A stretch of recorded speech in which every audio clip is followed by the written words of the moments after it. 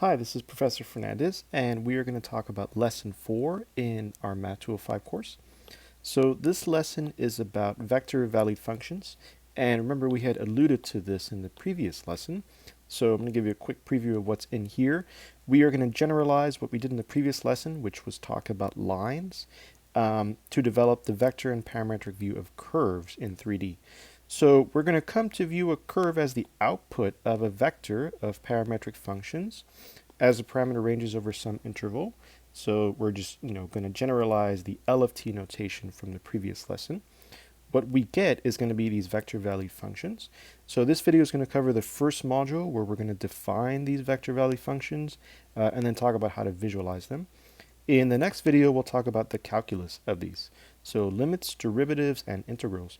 And then finally, we're going to talk about the tangent vector and tangent line to these vector valued functions. So let's go ahead and get started here. Okay, so in this first module, we're just getting down the basics. So I've written up a few things here on the left-hand side, so let me go through this. I want to draw a parallel between what we did in that previous lesson and what we're doing in this lesson. So back in single variable calculus, even before that actually, in pre-calculus, you learned how to graph a line, and you learned how to graph a line in terms of a bunch of points. So a specific point, that was special was the y-intercept, and then if you knew the slope based on that, you could graph the equation of the line. But fundamentally, we thought of lines as sets of points. And then in the previous lesson, we kind of changed things up a little bit, and we saw how we can think of a line as a specific type of vector function. And I mentioned vector valued function briefly in that lesson. The new perspective was that if we have a point on the line and we have a direction for the line, then we can come up with a series of vectors that kind of trace out the line as their terminal point. And the equation of the line can be expressed as this vector function. And then we kind of played around with this, assuming that the vector v had components a, b, c in 3 dimensions, and we got what's called the parametric form of the line. So this we called x of t, and this we called y of t. And in a way that brought us back to the pre-calculus view of lines, but augmented. What I mean is that with x of t, we are plotting the x-coordinate of the point on the line. With y of t, we're plotting the y-coordinate. So there we go. But well, we're also keeping track of t. So one of the things I like about the parametric view of lines is that it's more faithful to how you actually draw a line. So I'm going to draw a line for you here. There I am, drawing a line. And you can see that as time goes on, I add more points to this line. So at every point on this line, maybe this was, the initial, well, I guess not. This over here was the first point I drew, so this actually was the initial point. This is t equals 0. And then as time went on, you can kind of go back and rewind this video and correlate the line appearing to these different points in time. So that is, this third view here is much more faithful to how this actually happens in the real world, how a line is drawn, or how a particle moves along a line, or some other real world phenomenon. So what we're going to do in this lesson is take all of this and basically do it over, but for non-linear quantities. So if I just try to generalize this over to the non-linear world, instead of lines, I'm going to get something that's not a line, so I'm going to get a curve. The pre-calculus view of a curve was just a bunch of points that might have been related to each other, maybe something like y equals x cubed, for example. So now we're going to really generalize these two views in this lesson.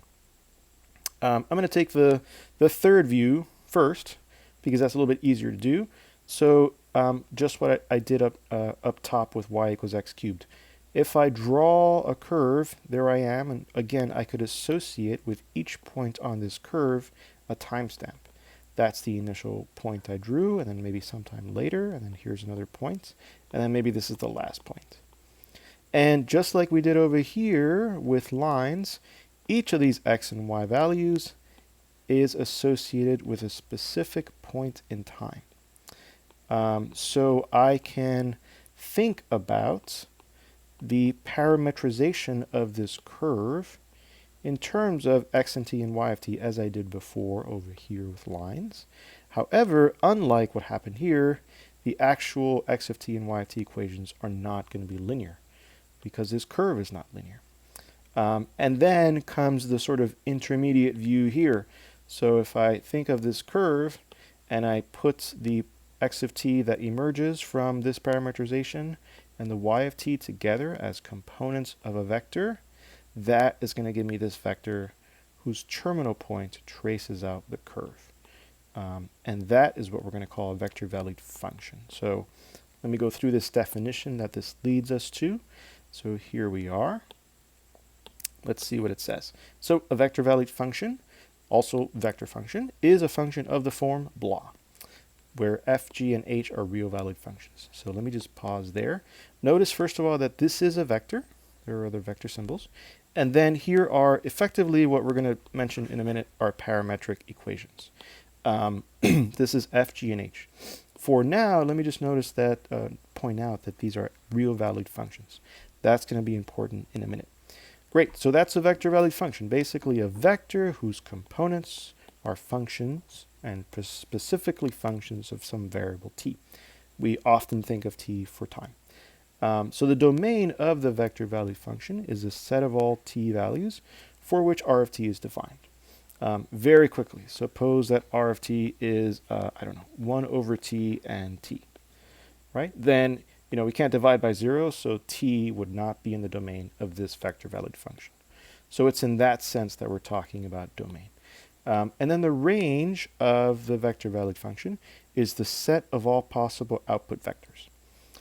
This can be very hard to visualize. If I just scroll up here, and let's go back to this picture, if I really tried hard to visualize all of the vectors that are associated with this curve, very quickly it becomes a jumbled mess. And there's not really anything that I gain by doing that.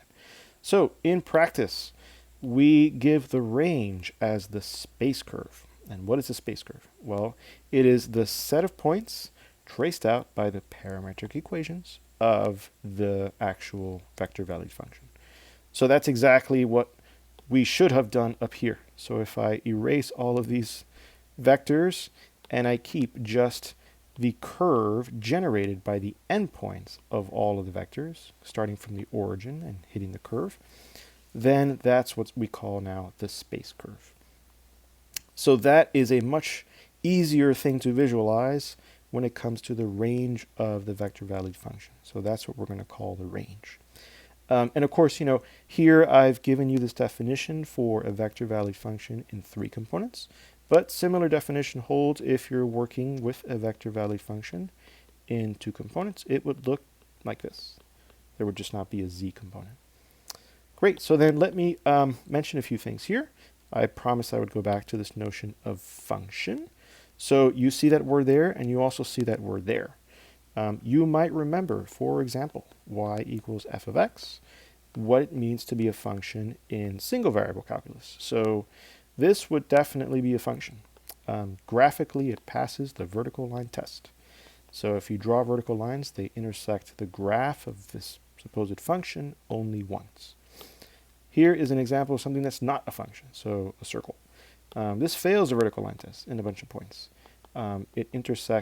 Each vertical line intersects the graph more than once, except, at these extremes.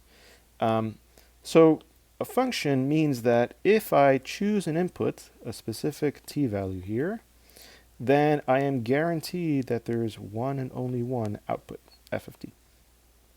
That's useful for all sorts of mathematical reasons. It's also useful for in all sorts of applications. So going back to our definition of a vector-valued function, now we understand a little bit why in this definition we are assuming that f, g, and h are themselves functions. Because if I write out my vector-valued function with components f, g, and h, if I plug in a t value, let's say 2 is in the domain of this vector-valued function, then I'm going to get f of 2, g of 2, and h of 2. And because I've assumed that each one of these is a function, I get one and only one y value. I don't know, let's say it's 7, 4, and negative 2. Because I get one and only one y value, I get one and only one vector that results. So I get this nice correspondence that if you give me a t value that is in the domain of R, and I put it into the R vector, then out pops a vector which is unique. In other words, it's one and only one vector for each t value. So it's in that sense that this is a vector-valued function. It's a function in the normal sense of the word that you understand it to be. It's just that the outputs are vectors. So that's really what's new here.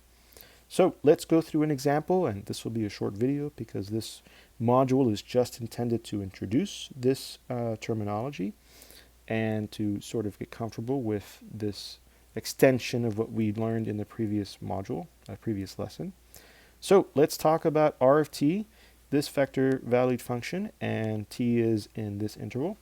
First part here, describe the shape and direction of the space curve traced out by R. Okay, so there are a few things that you can do with vector-valued functions to try to visualize them. Certainly you can use technology. I will show you that in a minute, where we'll interact with this function. But let's do this by hand for now.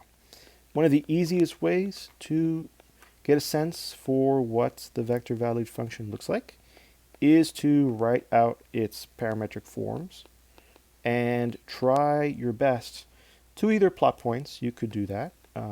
You could substitute a bunch of t values and then get a bunch of points and then plot that. This is what the computer is going to do that I'll show you in a minute, but actually that by hand takes a long time. So that's option one. Option two, which is a little better if it works and doesn't always work so cleanly, is to try to look at the particular parametric equations you have and try to somehow eliminate the variable t, or to get some insight into what the relations are between x and y, x and z, y and z, or all three of them.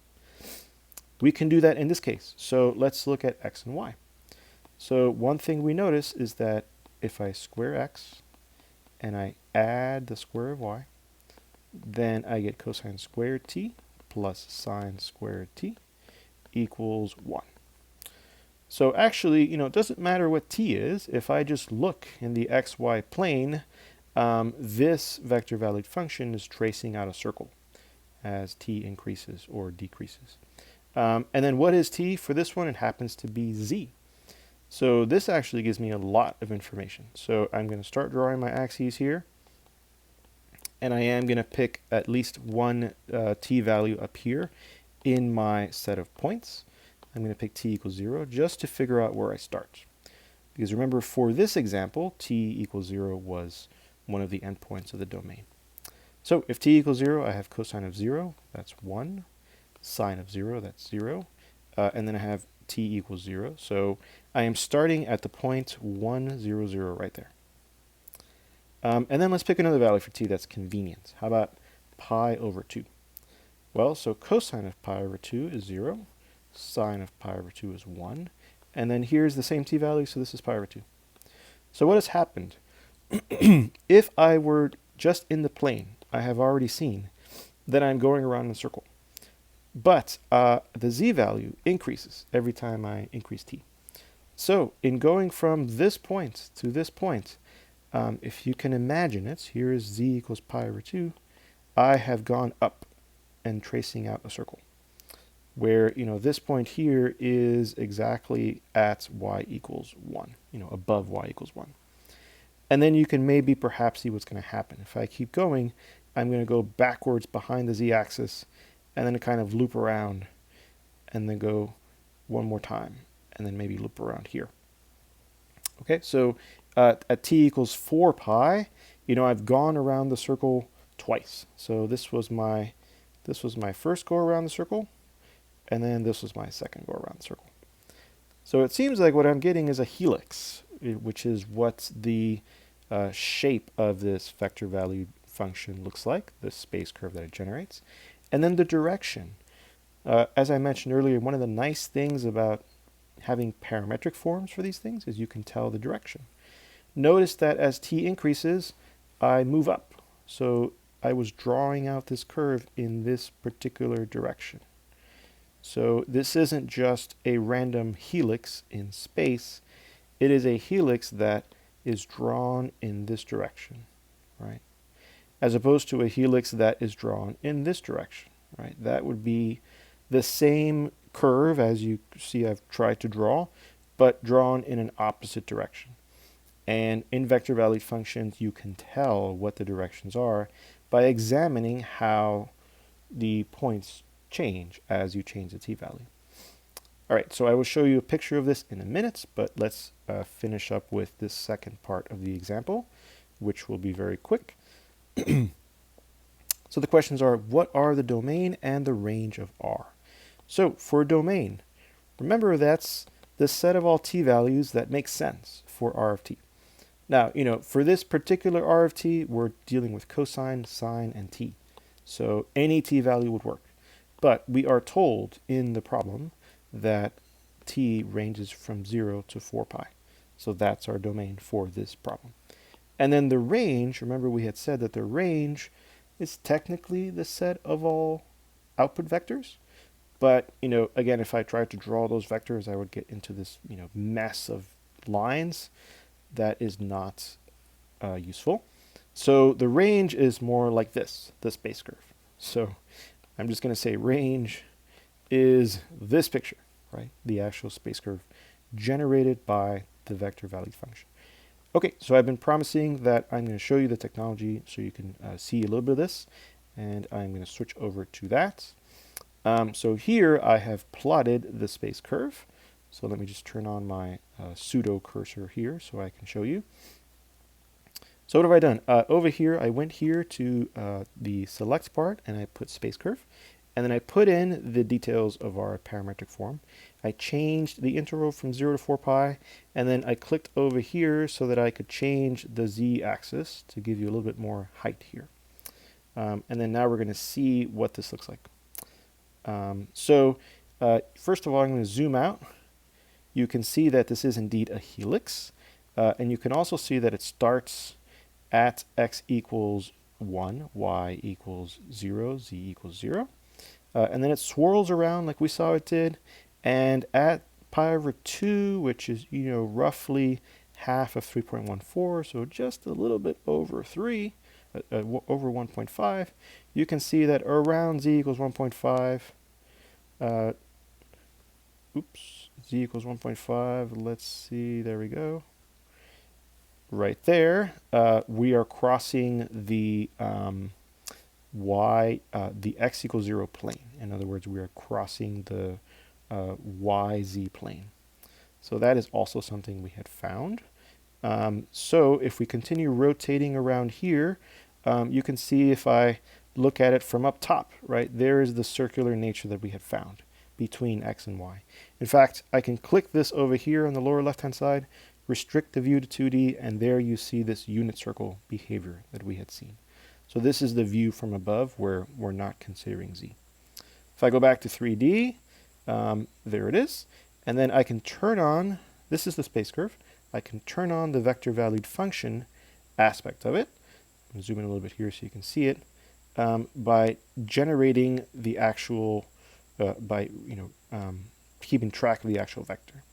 So you can see here, this is a t equals 0. You'll see it here on the left-hand side. As I change this dial here, it increases the t-value. And then keep your eye on the blue vector, which is r of t, the vector valued function itself. So at t equals 0, there I am. As t increases, right, I am moving counterclockwise. So we had also seen that. I would ignore the black and green vectors. Those are related to tangency and normal vectors, which is something that will show up in a later practice problem, but not at the moment. So I'm changing the view here so you can see a little bit more of the slope of this r vector, right? So it starts there and then it kind of comes around and then it keeps sloping. If I took the view from above, then all you'd see is r going around in a circle, right? And again, we know that because that's what it does. And then, there it is completing one revolution. And then here it's going to go to complete the second revolution, like we had said. T goes from 0 to 4 pi, and 0 to 2 pi is 1 revolution, so we have completed 2 revolutions here. Great, so that's all I wanted to show you, and I encourage you again, as usual, to go over to this CalcPlot3D site and play around with your own vector-valued functions so you can get a better sense of what's going on. So going back to the lesson itself, and let's do our usual recap at the end here. So vector-valued functions, what was special here? Well, if you remember what we did with the